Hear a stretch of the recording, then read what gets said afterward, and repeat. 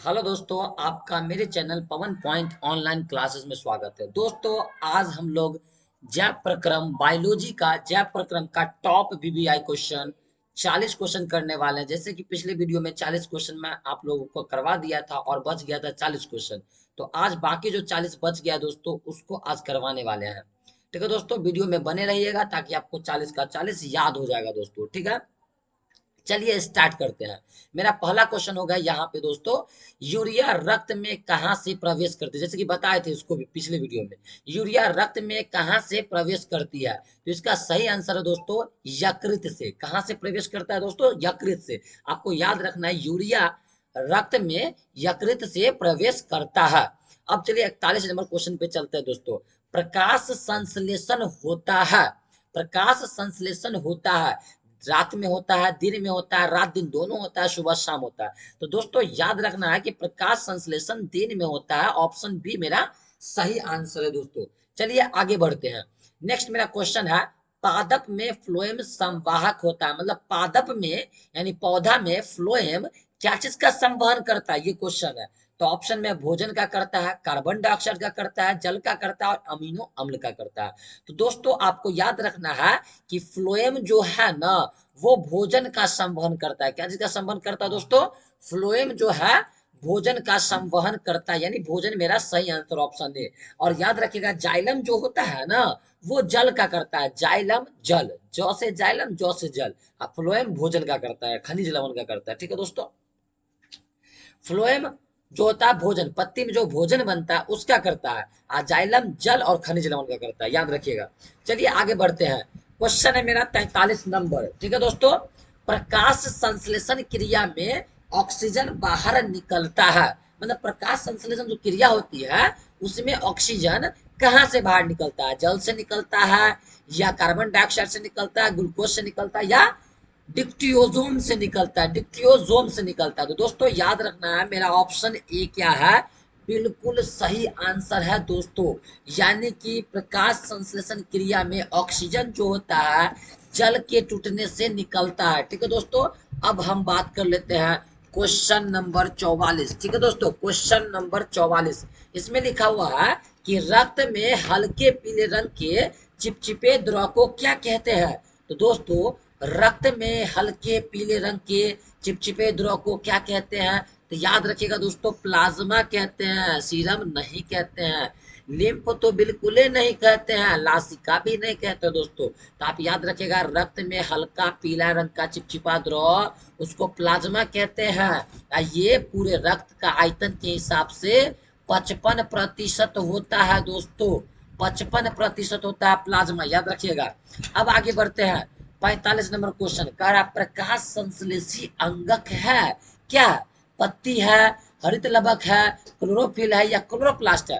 तो दोस्तों आपको याद रखना है, अंगक अगर बोला जाए ना दोस्तों, अंगक, तो वो है हरित लवक। क्या है दोस्तों? हरित लवक। अंग बोला जाए प्रकाश संश्लेषी अंग, तो वो हो जाएगा पत्ती। अंगक बोला गया है तो हरित लवक होगा दोस्तों। तो ऑप्शन बी मेरा सही आंसर है दोस्तों। चलिए आगे बढ़ते हैं। आप वीडियो को ध्यान से देखते रहिएगा दोस्तों, याद हो जाएगा, बने रहेगा वीडियो में दोस्तों, आपको टोटल याद हो जाएगा दोस्तों। ठीक है, चलिए आगे बढ़ते हैं। 46 नंबर, वृक्क के संरचनात्मक एवं क्रियात्मक इकाई को कहते हैं। तो दोस्तों वृक्क के संरचनात्मक स्ट्रक्चरल, क्रियात्मक फंक्शनल यूनिट को क्या कहते हैं दोस्तों? तो इसका सही आंसर है नेफ्रॉन। क्या कहते हैं दोस्तों? नेफ्रॉन कहते हैं। मूत्रवाहिनी बिल्कुल ही गलत है। ग्लोमेरुलस ये तो महा गलत है। वुमेन संपुट ये गलत है। कटोरा जैसा इसका आकृति होता है दोस्तों, नेफ्रॉन का एक पोर्शन है वुमेन संपुट। तो यानी नेफ्रॉन मेरा क्या है? सही आंसर, याद रखिएगा। वृक्क के संरचनात्मक और क्रियात्मक इकाई को हम नेफ्रॉन कहते हैं। अब आगे बढ़ते हैं दोस्तों। देखिए, मनुष्य के शरीर की सबसे बड़ी ग्लैंड ग्रंथि क्या होती है? ऑप्शन में लिखा हुआ है लीवर, अग्नाशय, अंडाशय, एड्रिनल। तो दोस्तों मनुष्य के शरीर की सबसे बड़ी ग्रंथि जो होती है वो लीवर होती है दोस्तों। लीवर, लीवर समझते हैं दोस्तों? लीवर यानी कि इसको यकृत भी कहते हैं। हिंदी में क्या कहते हैं? यकृत। ये 1.5 kg का होता है दोस्तों। कितने केजी का होता है? लगभग 1.5 kg का होता है। आपको याद रखना है, लीवर का वजन कितना होता है? 1.5 kg का। चलिए आगे बढ़ते हैं दोस्तों। स्वस्थ पोषी पोषण के लिए आवश्यक नहीं है, उसका जरूरत नहीं है स्वपोषी पोषण के लिए। क्या? ऑक्सीजन का, क्लोरोफिल का, सूर्य प्रकाश का, जल का, क्या चीज का जरूरत नहीं है दोस्तों स्वपोषी पोषण के लिए? तो याद रखिएगा दोस्तों, ऑक्सीजन का जरूरत नहीं होता है। क्लोरोफिल का होता है, क्योंकि इसके कारण हरे पेड़ पौधे ऑक्सीजन को मतलब सूर्य प्रकाश को ग्रहण कर पाते हैं। सूर्य प्रकाश का भी होता है, जल का भी होता है, और कार्बन डाइऑक्साइड गैस का होता है, ऑक्सीजन का नहीं होता है। यानी हमको नहीं पूछा था दोस्तों, इसीलिए ऑक्सीजन मेरा क्या है? राइट आंसर है दोस्तों। चलिए हम आगे बढ़ते हैं 39 नंबर में। कह रहा है क्वेश्चन, इनमें से किसके द्वारा अमीबा भोजन को अंतर्ग्रहण करता है? पिछले वीडियो में मैंने आपको बताया था, अमीबा जो है भोजन खा पाता है, अंतर्ग्रहण कर पाता है, किसके सहायता से? तो दोस्तों कुटपाद के सहायता से। किसके सहायता से? अमीबा जैसे भोजन को देखता है तो अपने कुटपाद को बढ़ाना बढ़ाना स्टार्ट कर लेता है और भोजन को चारों तरफ से घेर लेता है। फिर भोजन राजधानी का निर्माण होता है, जिसमें भोजन का पाचन होता है। अब भोजन को पच जाता है, अपशिष्ट भोजन होता है, उसको अपने छिद्र, शरीर के किसी भी छिद्र मतलब कोई भी एक छिद्र निर्माण होता है, अस्थायी छिद्र, उससे भोजन निकल जाता है दोस्तों। तो याद रखेगा, अमीबा कुटपाद से भोजन को ग्रहण करता है। अब हम बात कर लेते हैं 50 नंबर क्वेश्चन। पौधे में श्वसन क्रिया के अंतर्गत एडीपी के टूटने से कितनी ऊर्जा मुक्त होती है? तो याद रखिएगा, एटीपी होना चाहिए दोस्तों। क्या होना चाहिए? ATP, adenosine tree phosphate, ATP होना चाहिए था। तो एटीपी के टूटने से दोस्तों, एटीपी के टूटने से 30.5 किलो जूल प्रति मोल ऊर्जा क्या होती है? मुक्त होती है दोस्तों। चलिए क्वेश्चन नंबर 51 देखते हैं। रक्त का थक्का बनने में सहायक होता है। रक्त का थक्का बनने में सहायक होता है लाल रक्त कोशिका, श्वेत रक्त कोशिका, रक्त बिंबाणु, इनमें से कोई नहीं। तो आपको याद रखिएगा, रक्त बिंबाणु जो होते हैं वो रक्त का थक्का बनने में सहायता करता है। रक्त बिंबाणु, इसको इंग्लिश में प्लेटलेट्स कहते हैं दोस्तों। चलिए 52 नंबर क्वेश्चन। पाचन क्रिया पूर्ण होती है, कहाँ पे होती है दोस्तों? तो याद रखिएगा, अग्नाशय में बोलेगा तो बिल्कुल गलत। बड़ी आंत में, यह में बिल्कुल गलत, इसमें बड़ी आंत में नहीं, छोटो। इसका सही आंसर होगा छोटी आंत में, ग्रास नली में। देखिए दोस्तों, भोजन हम मुख से खाते हैं, मुख से ग्रसनी होते हुए ग्रास नली में पहुंचता है, ग्रास नली से कहाँ पहुंचता है? अमाशय में, अमाशय में पचता है, और उसके बाद छोटी आंत में क्या होता है? पूर्ण रूप में पच जाता है। वहां से पचा हुआ भोजन क्या होता है? रक्त में मिल करके पूरे शरीर में चला जाता है। और अपचा हुआ भोजन कहाँ पहुंचता है? बड़ी आंत में, वहां पे जल का अवशोषण हो जाता है, और उसके बाद अपशिष्ट जो पदार्थ बच जाता है दोस्तों, वो रेक्टम में जाके स्टोर हो जाता है। अब वहां से समय समय पर क्या होता है? शरीर से बाहर निकल जाता है दोस्तों। वैसे पाचन क्रिया पूर्ण कहाँ पे हो जाती है दोस्तों? तो छोटी आंत में। कहाँ पे दोस्तों? छोटी आंत मेरा सही आंसर है। अब हम आगे बढ़ जाते हैं। छोटी आंत की दीवार में पाई जाने वाली ग्रंथियों के स्त्राव को क्या कहते हैं? तो याद रखिएगा, छोटी आंत के आंत में पाई जाने वाली ग्रंथियों के स्त्राव को क्या कहते हैं? तो याद रखिए, आंत रस कहते हैं। क्या कहते हैं दोस्तों? या सक्कस एंट्रिकस भी कहते हैं। आंत रस होना चाहिए, आंत रस नहीं होना चाहिए। यानी मेरा ये जो है सक्कस एंट्रिकस, ये मेरा सही आंसर है दोस्तों, सक्कस एंट्रिकस। एंड देखिए यहाँ पे ए और बी दोनों दिया है ना दोस्तों, तो आंत रस और सक्कस एंट्रिकस, चलिए दोनों मेरा सही हो सकता है दोस्तों, दोनों मेरा सही है। आंत रस भी कहते हैं और सक्कस एंट्रिकस भी कहते हैं। तो मेरा ये डी ऑप्शन सही है दोस्तों, बिल्कुल सही है डी ऑप्शन। आंत रस या सक्कस एंट्रिकस कहते हैं। कहीं कहीं पे आंत रस भी लिखा होगा दोस्तों, आंत रस।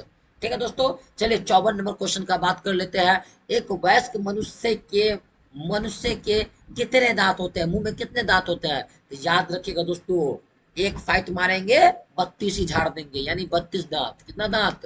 32 दांत होता है। ठीक है दोस्तों, वयस्क मनुष्य के कितने दांत होते हैं? 32 दांत होते हैं। कितना दांत होता है? 32 ही झाड़ देंगे, याद रखिएगा। आप लोगों को मतलब ऐसा ही बोल रहे हैं, 32 दांत होता है दोस्तों। ठीक है, आप लोग तो मेरे स्टूडेंट है दोस्तों, बुरा नहीं मानिएगा। ठीक है, 32 दांत होते हैं। उसके बाद कह रहा, मछली के हृदय में कोष्ठों की संख्या कितनी होती है दोस्तों? तो मछली के हृदय में कितने कोष्ठ होते हैं? तो आपको याद रखना है दोस्तों, मछली के हृदय में 2 कोष्ठ होते हैं। कितने कोष्ठ होते हैं? 2 कोष्ठ होते हैं। चलिए दोस्तों आगे बढ़ते हैं। स्वाद कलियां पाई जाती है तो जीभ के ऊपरी सतह पर पाई जाती है। कहाँ पाई जाती है दोस्तों? जीभ के ऊपरी सतह पे। चलिए 57 नंबर क्वेश्चन। अमाशय के अगला भाग को, अग्र भाग को क्या कहते हैं? तो याद रखेगा, अग्र भाग को बोलते हैं, क्या बोलते हैं? तो अग्र भाग को बोलते हैं कार्डियक पार्ट। क्या बोलते हैं दोस्तों? कार्डियक पार्ट कहते हैं, बीच वाला भाग को फुंडिक पार्ट कहते हैं और पिछुलका पार्ट को पाइलोरिक पार्ट कहते हैं दोस्तों। तो आमाशय के अग्र भाग को कार्डियक भाग कहते हैं, कार्डियक भाग। अब हम बात कर लेते हैं मुख गुहा का पिछला भाग क्या कहलाता है। मुख गुहा का पिछला भाग क्या कहलाता है? तो मुख गुहा का जो पिछला भाग होता है दोस्तों वो क्या कहलाता है? ग्रसनी या ग्रास नली। तो याद रखिएगा ग्रसनी कहलाता है। क्या कहलाता है दोस्तों? ग्रसनी कहलाता है। याद रखिएगा दोस्तों। अगला क्वेश्चन, निम्नलिखित में से कौन सा सजीव के मुख्य लक्षण है? स्थानांतरण, श्वसन, प्रकाश संश्लेषण सभी। तो श्वसन जो होगा, देखिए स्थानांतरण भी लक्षण है, प्रकाश संश्लेषण भी सजीव का ही लक्षण है, लेकिन यहाँ पे कहा मुख्य लक्षण जो सभी में है तो वो हो जाना चाहिए श्वसन दोस्तों। क्या हो जाना चाहिए? श्वसन हो जाना चाहिए। या कुछ सजीव ऐसे हैं जो प्रकाश संश्लेषण नहीं करते हैं, कुछ सजीव ऐसे भी है जो स्थानांतरण नहीं करते हैं, यानी कि श्वसन तो सभी जीव करते हैं, यानी मुख्य लक्षण श्वसन होगा दोस्तों। ऑप्शन बी मेरा सही आंसर है। अब हम बात कर लेते हैं 60 नंबर, छोटी आंत एवं बड़ी आंत के जोड़ पर पाई जाने वाली छोटी नली नुमा रचना को क्या कहते हैं दोस्तों? तो याद रखिएगा नली नुमा रचना को कहते हैं सिकम कहते हैं दोस्तों। क्या कहते हैं? सिकम कहते हैं, सिकम। सिकम के छोर पर एक और अंगुली नुमा रचना होता है जिसको अपेंडिक्स कहते हैं। ठीक है दोस्तों, अपेंडिक्स कहते हैं। अंगुली नुमा छोटी आंत और बड़ी आंत के जोड़ पर एक रचना होता है सिकम, और सिकम के छोर पे क्या होता है? अंगुली नुमा रचना होता है, उसको अपेंडिक्स कहते हैं दोस्तों। क्या कहते हैं? अपेंडिक्स। याद रखिएगा दोस्तों। अगर अगला भाग दिखता है क्या? 61 नंबर, छोटी आंत में भोजन के पाचन में निम्नलिखित में से किस रस की भूमिका होती है? तो छोटी आंत में भोजन के पाचन में निम्नलिखित में से देखिए पीत रस की भी भूमिका होती है, अग्नाशय रस की भी भूमिका होती है, आंत रस की भी भूमिका होती है, यानी सभी। यानी मेरा डी आंसर सही है दोस्तों। क्या? सभी हो जाना चाहिए। इस सब का जरूरत होता है दोस्तों उसमें। ठीक है, सब निकलता है दोस्तों। आगे देख लेते हैं 62 नंबर, अमाशय में अधपचे भोजन के लय के तरह के स्वरूप को क्या कहते हैं? तो अमाशय में जो होता है ना दोस्तों वो कहलाता है काइम। क्या कहलाता है दोस्तों? काइम। अब वही छोटी आंत में पूछ देता दोस्तों तो हो जाता चाइल्ड। ठीक है दोस्तों, तो अमाशय पूछा है यानी काइम सही आंसर है दोस्तों। अब 63 नंबर, निम्नलिखित में कौन एमिनो अम्ल के विखंडन से बनता है दोस्तों? तो एमिनो अम्ल के विखंडन से क्या बनता है दोस्तों? तो याद रखिएगा दोस्तों, carbon monodioxide, carbon dioxide, ammonia. D में लिखा बी और सी दोनों। तो आपको याद रखना है दोस्तों, एमिनो अम्ल के विखंडन से मुख्य रूप से बनता है अमोनिया। क्या बनता है दोस्तों? अमोनिया। याद रखेगा। 64 नंबर, स्वपोषी पोषण के लिए आवश्यक है दोस्तों। तो स्वपोषी पोषण के लिए क्लोरोफिल आवश्यक है, बिल्कुल आवश्यक है स्वपोषी के लिए। सूर्य प्रकाश ये भी आवश्यक है, जल कार्बन डाइऑक्साइड ये भी आवश्यक है, यानी मेरा डी सही आंसर है दोस्तों। यानी सब सब हो जाएगा दोस्तों, यानी डी आंसर इनमें से सभी। अगला देख लेते हैं, चाइल्ड का अवशोषण होता है। तो हम आप बताए थे ना कि छोटी ये जो हो गया यहाँ पे आपको बताया थे ना हम आपको, अमाशय में क्या कहलाता है? काइम।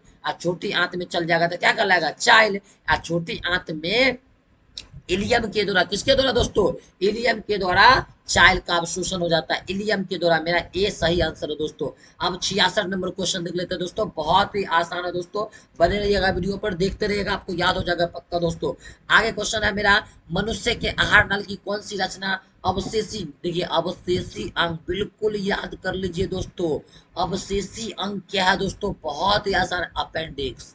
सुने होंगे मोहल्ले में, गांव में कि किसी का अपेंडिक्स बन गया, उसको क्या करते हैं दोस्तों? शरीर से बाहर भी निकाल देते हैं, कोई फर्क नहीं पड़ने वाला दोस्तों, क्या कि इसका ये अवशेषी अंग है, इसका हमारे शरीर में कोई यूज नहीं है दोस्तों। अपेंडिक्स एक अवशेषी अंग है दोस्तों, आप लोग इसको याद कर लीजिए दोस्तों। ठीक है, दांत दांत अस्थि क्षय का कारण क्या है दोस्तों? तो देखिए दांत में क्या हो जाता है? पिल्लू हो जाता है, दांत सड़ जाता है, इसका कारण क्या है?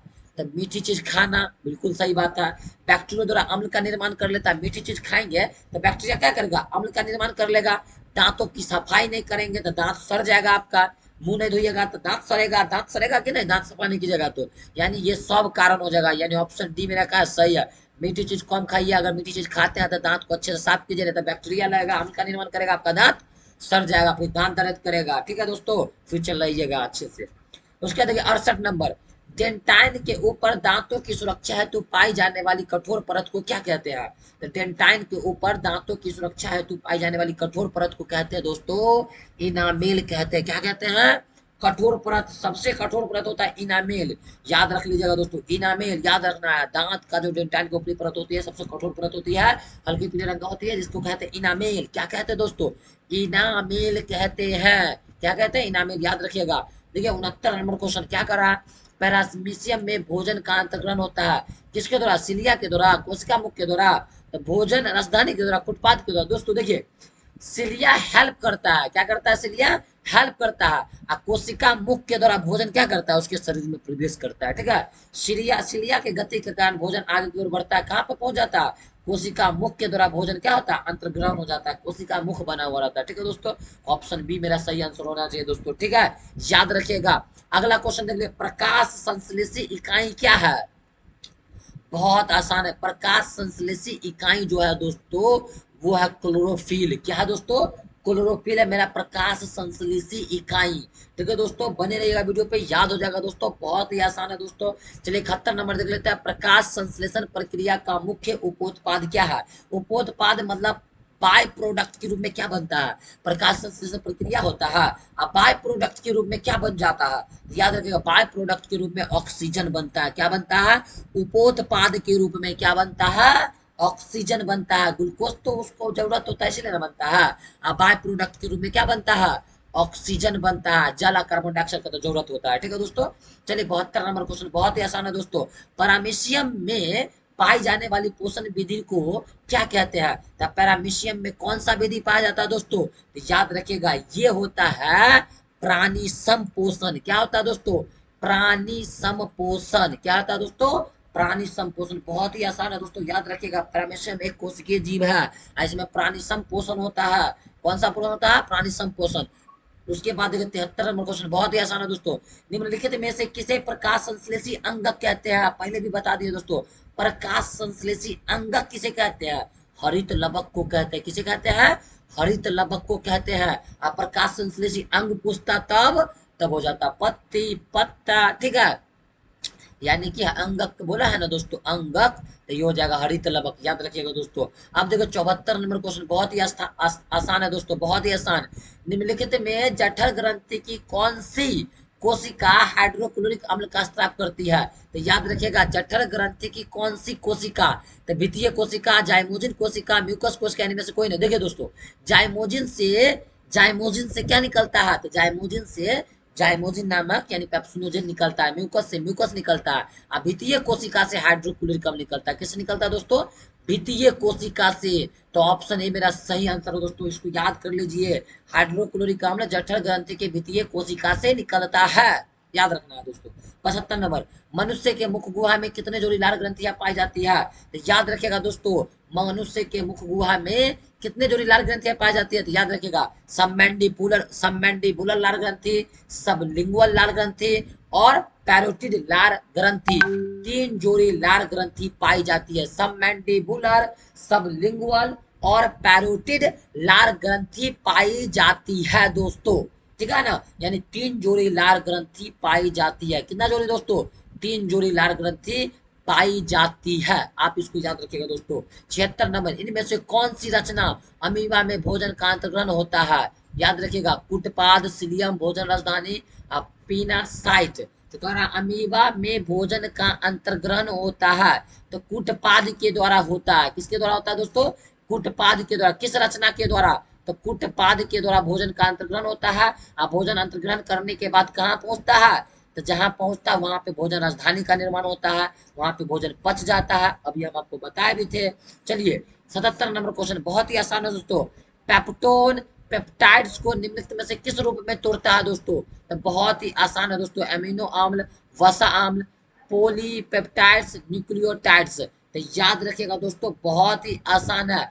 पेप्टोन पेप्टाइड्स को निम्नलिखित में किस रूप में तोड़ता है दोस्तों? तो पेप्टोन जो होता है पेप्टाइड्स को पॉलीपेप्टाइड्स में तोड़ देता है, पेप्सिनोजेन में तोड़ता है दोस्तों, पेप्सिनोजेन होना चाहिए था दोस्तों, ठीक है। चलिए 78 नंबर देख लेते हैं, कोशिका के किस भाग में सजीवों के सारे गुण विद्यमान रहते हैं? सजीवों के सारे गुण किस भाग में विद्यमान रहते हैं? कोशिकीय भित्ति में, कोशिकीय झिल्ला, कोशिका झिल्ली में, जीव द्रव्य में, इनमें से कोई नहीं दोस्तों। तो याद रखिएगा, जीव द्रव्य में जो होता है ना, सारे गुण विद्यमान होते हैं। चलिए देखते हैं, निम्नलिखित में से किस छिद्र द्वारा ग्रसनी ग्रास नली से जुड़ा रहता है दोस्तों? तो निगल द्वार इसका सही आंसर होगा दोस्तों।